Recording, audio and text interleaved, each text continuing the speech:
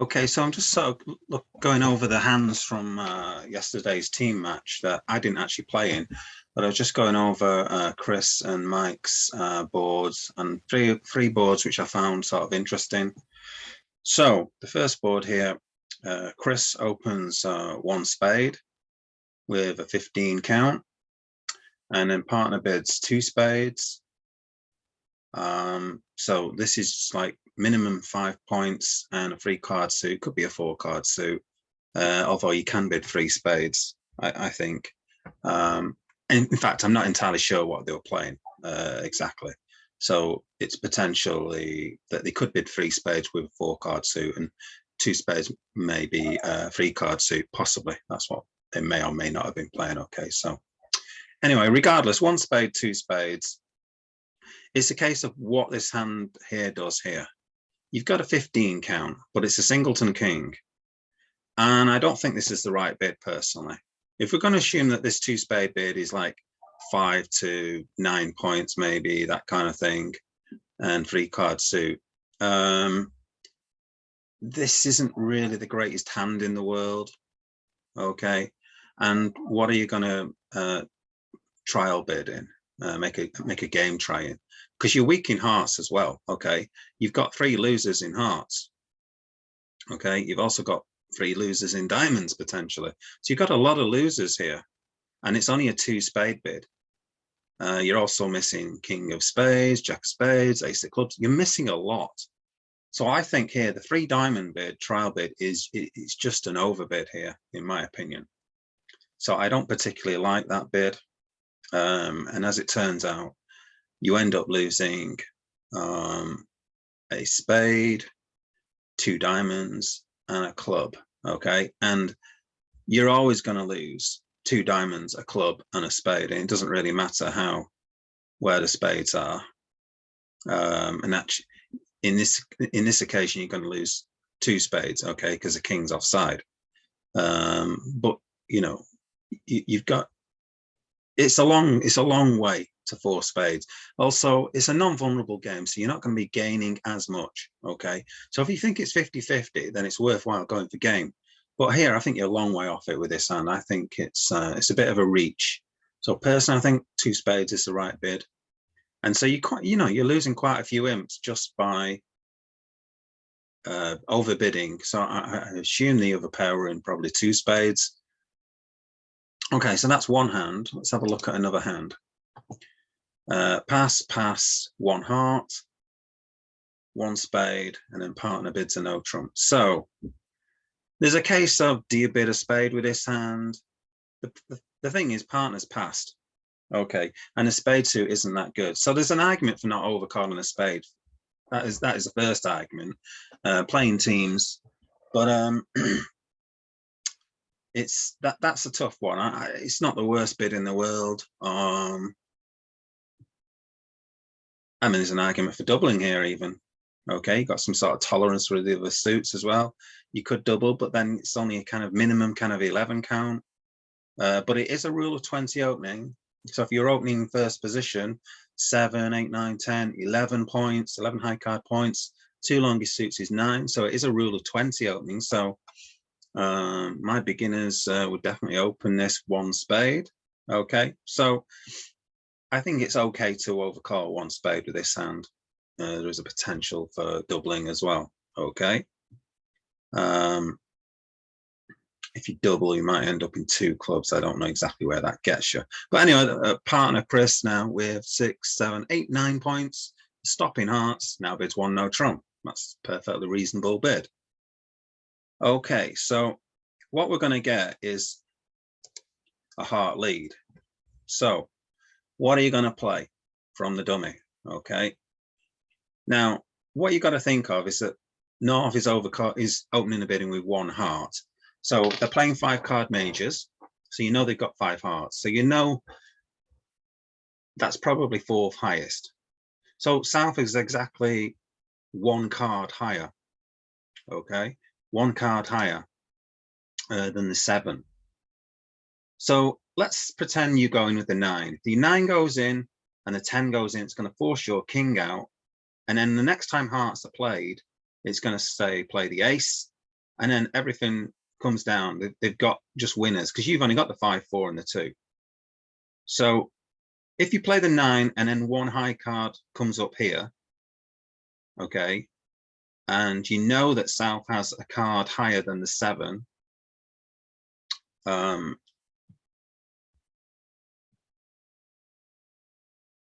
so what card should you play then? Okay, well, clearly you should play the Jack by looking at all the cards. But the point, just go through them all. Playing the 9, 10 forces the king out. And you know there's only 2 here. If you play the Jack, and let's say the Queen goes up. So let's say this hand has a Queen rather than 10. So you play the Jack, you play the Queen, okay, and you can still play the King. So it hasn't changed anything. So if this hand has any card higher than the Jack, then you're kind of doomed. Okay, so if the Queen goes up, he's going to force the King out. Okay, and then the Ace brings everything down, and then North is all winners. There's 4 tricks. Okay, so if South has the Ace or Queen, you're kind of doomed.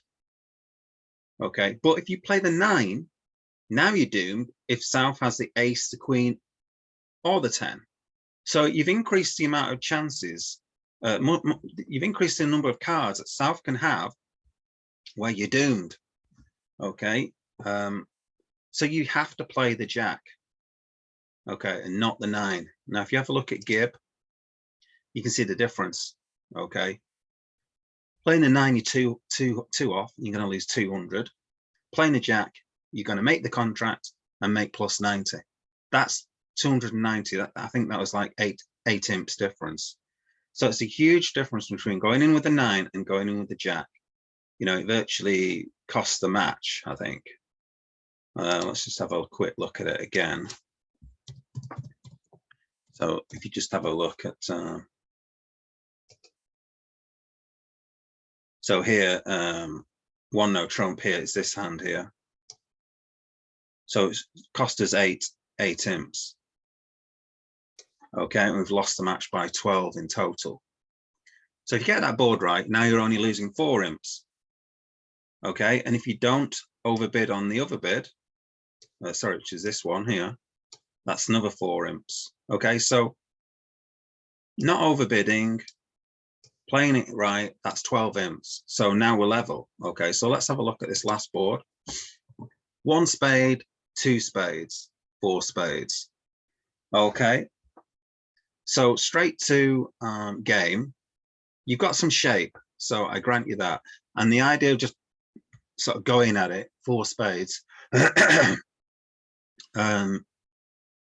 you know, the opposition might lead, say, ace king of diamonds or something like that, and partner might be shorting it. But what you can do is, rather than just bidding 4 spades, bid 3 diamonds. Again, where's your source? Where's your worry? Okay, you're worried about losing a load of diamond tricks. Okay, so you can say to partner, make a trial bid in diamonds. Okay, partner's got a tricky one to bid here. They've not got the greatest hand, and they do have Queen Jack of diamonds, so that is helping the diamond suit. Okay, it's very, very close. So I'd be interested to know what your thoughts are, whether you would accept the trial bid with Queen Jack of diamonds or not. It's really close, Queen Jack of diamonds. It's shortage, and you've got Queen Jack, you've got 2 honors, so that could be useful. I think a lot of people will probably accept that as a trial bid, and you know, and bid 4 spades potentially with this kind of holding. So it's just one of those things. I think this hand is trickier, so I don't have too many qualms about it, but I think you could at least bid 3 diamonds rather than just go straight to 4 spades with this hold. I don't think it's good enough just to go straight to 4 spades. You know, if this hand would be Queen XX, now you definitely don't want to be in 4 spades now, and you can avoid it like the plague. Okay, Queen Jack stiff, that's trickier.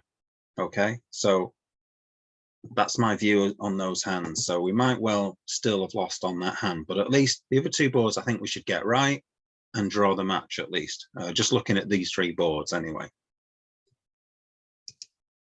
So if you're playing teams games, or in fact any match, you should always go through the boards, discuss it with your partner, and think, shall you, should you have made these bids? Is it the right bid? And that's how you should go through every single match. If you want to improve your game, that's what you need to do. And go through it with your partner, see if they agree, and see if you're on the same wavelength as your partner. If your partner's got radically different ideas of what constitutes a good bid in your eyes, so if you think you've made a good bid and partner's always disagreeing with you, well, you either need to educate them or educate yourself, or you need to get a different partner who's at your level, be it lower or higher, okay, because maybe they're talking sense and you're not. I don't know. But you need to sort of work things through. Don't just look at the result of the board and think, oh, we got a bad result on this board where our bidding was bad. Okay. Sometimes you can bid correctly, and if the suit breaks 5-0, then you've had it, kind of thing. You've made the right bid, but you just got unlucky on a board. Okay. But what you want to do is make sure that you're making the right bids for the occasion, and that's going to give you the best results the majority of the time. Okay. Obviously, any bid can be hazardous or bad for you some of the time. Okay. But you've got to think long term, keeping that same, the right strategy, the winning strategy. Okay, that's what you're aiming for, to get the winning bids most of the time. Okay, because bridge is played over a lifetime, and it's your expected value that you're getting from your bids or your plays in defense or declare a play over your bridge life. Okay, because 1% of the time you're going to lose on something, but 99% of the time you might gain on it. Okay, so analyze your boards. Okay, so I hope that was interesting to you.